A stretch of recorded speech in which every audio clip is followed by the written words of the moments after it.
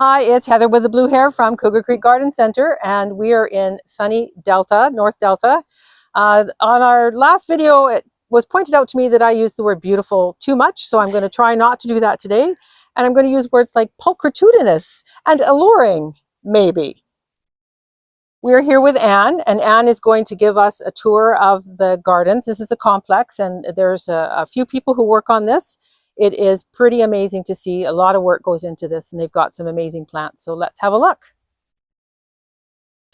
Right, so the first thing we want to talk about is the amazing snow carpet here that is pink. Anne, can you tell us what this is from? This is from our cherry trees, our blossoming cherry trees. They're just finishing now, and these are original trees. They've been here for 12 years, and they're everybody's favorite tree, especially the children. I can imagine. They must love walking through it, kicking it up. Yep. As we've discovered, there is so much to look at in this garden that we really didn't know where to start. So we're just going to start and just keep going. So this is a hydrangea that is fully in leaf, not yet ready to bloom, but you can just see that it's going to be amazing. Could even be pulchritudinous. Definitely pulchritudinous. Next is this mound here is an achillea or yarrow. Dark pink, you said? Dark pink. Dark pink, Anne says.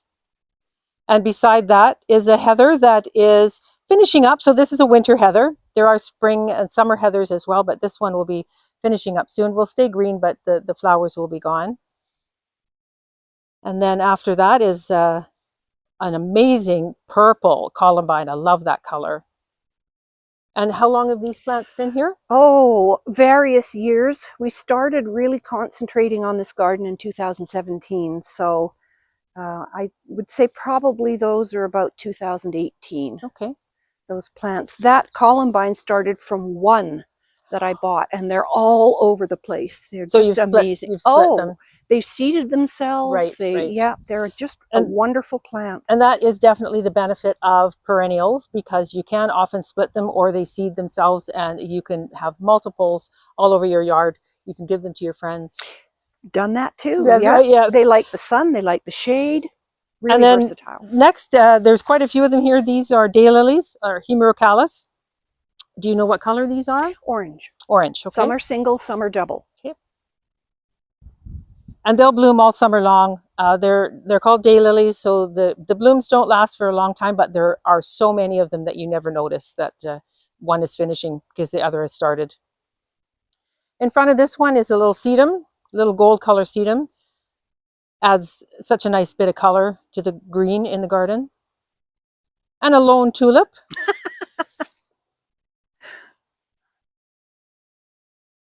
We're not always sure where some of these things come from. Right. You know, sometimes something just shows up, and we call those volunteers. Yes, we get many volunteers and strange things.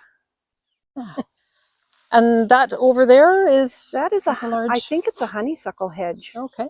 There's quite a bit of that around. It's really hardy. And they get purple berries on them in the fall. Wow, that is huge. Yes. So it obviously likes its home. Yes, it's pretty happy here. Yeah. That is really nice. That is really nice. It's a lovely version. So, Anne, this is a little rose garden here. Can you tell us about these? Yes, this is our latest project. We've built out this rose garden here so that we can put big scented floribundas and hybrid teas in front of our background of landscape roses. They're brand new. We just planted them this spring, and they seem to be pretty happy here. That'll be really nice for the scent, for the kids, for everybody to enjoy. Fragrant Cloud is one of the roses that my mother had, and I can guarantee it is very, very scented. My mother and father-in-law had one as well, and that's there in memory of them. Oh, that's very nice. Very nice. Over to the left here, that is a lilac that is the most amazing color when it's fully in bloom. This is a Miss Kim lilac. Is that right? Yes, that's right. Yeah, it got moved about 2 years ago, so it's settling back in. But it looks happy in its new home. And the perfume that comes off it is just amazing. Yeah, very nice. Okay, so I have a feeling that this might be somewhat of a children's garden. Is that right? Yes, it is. This whole bed is the children's garden, and it's been turned into a fairy garden. I see that. Yeah. It's so Everyone, cute. people make houses and bring all sorts of things, and it started originally just beside that rhodo and down here, but it's grown immensely. So do you come and just find new things each time? Oh, absolutely. Yes, things get moved around. The kids are allowed to come in and play and move Very things nice, so and that they're not kept add out of it. things. Yep, Yeah, we've got yeah. painted rocks along the border. right, We're trying to get right all the way around. We're not quite there yet, right. but we're Working trying. on it. Yeah. So you have some really nice plantings in here as well. The Mhm. rhodos again about to bloom. Yes. Yeah, in another week or so, it'll be fabulous. There's the rhodo. And then here's down here is a gallium or sweet woodruff, which has a really nice scent to it. A sweet scent, that's why it's called that. And behind the mushrooms there, cute little violas, also called Johnny Jump Ups by some people.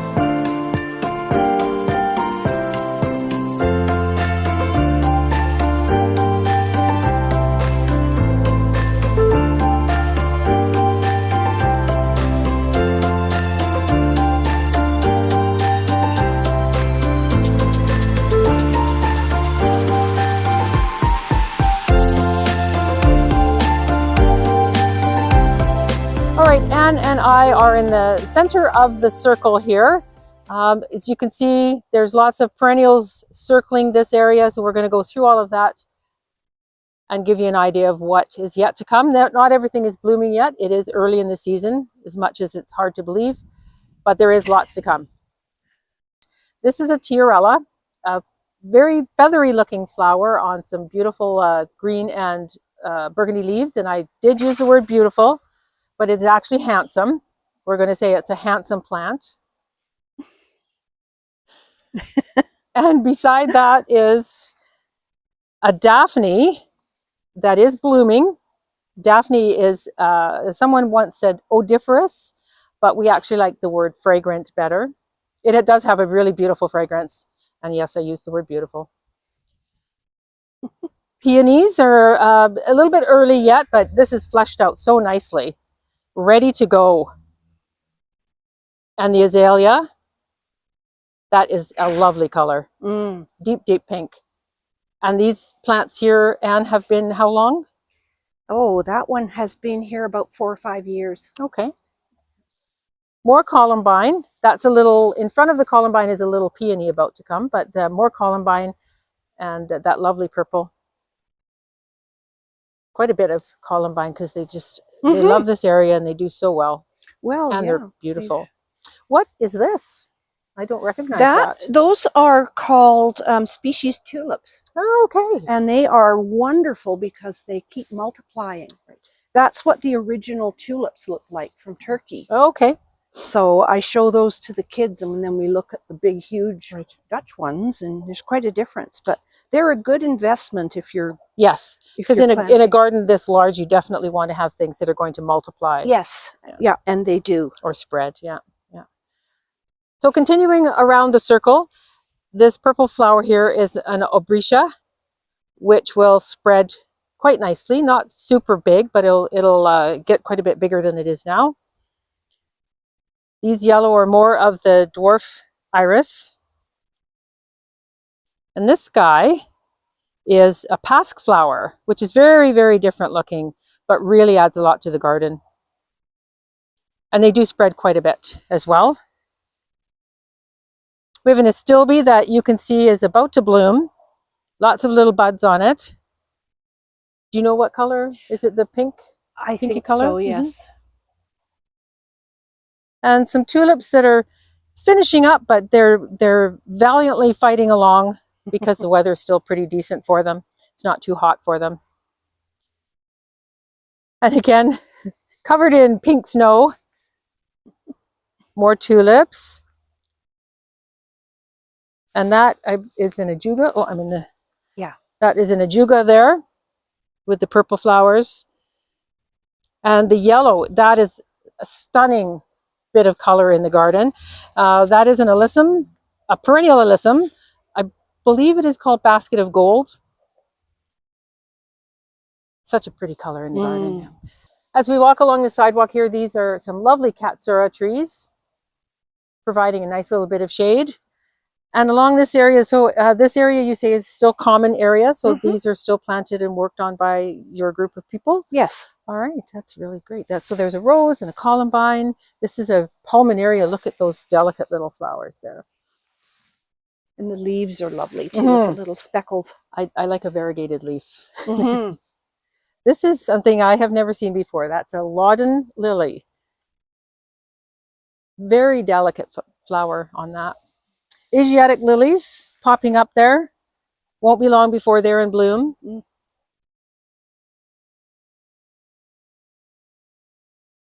And this one here is Brunnera, called Jack Frost because it has frosted leaves. That's a very popular one. Yeah. Jack Frost. So if you're looking for something that will take a lot of abuse in your garden, loves the sun, this is perfect for you. Anne, can you tell us about these? These are rugosa roses. The name of it is Hansa, and it gets beautiful magenta pink flowers all over it in late May, and then continues to bloom all summer long. It's super fragrant. The ladybugs love them. It's usually got little ladybugs and baby ladybugs, and that benefits the rest of our garden because they come and kill the pests there. Of course. And then and in the this fall, is such a beautiful display. That's amazing. It makes a great hedge, a really good security hedge, because these guys have got prickles. They do. I can see them. And in the fall, you get beautiful red rose hips on them. Right. Which is food for wildlife. Right, too. Right. Are you going to make jam? Rosehip jam? I have in the past. Yeah, I have made rosehip jam. But it is nice to leave it for the animals and the birds. It is. This is a tree peony that's popping its head over the fence. I don't know if you can see the size of that. Anne, can you tell us a little bit about this? These are absolutely magnificent trees. They grow, if you can see the size of the buds, they're gigantic. And they're different from the herbaceous peonies that die back every year. They're bigger, and the framework of the tree stays during winter time. That's amazing. This is a berberis. It does have some thorns on it, so it actually makes a lovely hedge for a couple of reasons. First of all, just the beauty of it, but also if you want people to kind of stay off a certain area, it is very thorny. So as we stand in the pink snow, we really lucked out with the weather. We had pouring rain yesterday, lovely day today. Sun and shade. We want to thank Anne for hosting us and showing us around. You're very welcome. It's an amazing area, it really is. It must be like living in a park. It is. Yeah. Hard work, but worth it. Worth it, yeah. Oh, thanks again. You're welcome. Come anytime. All right, thank you.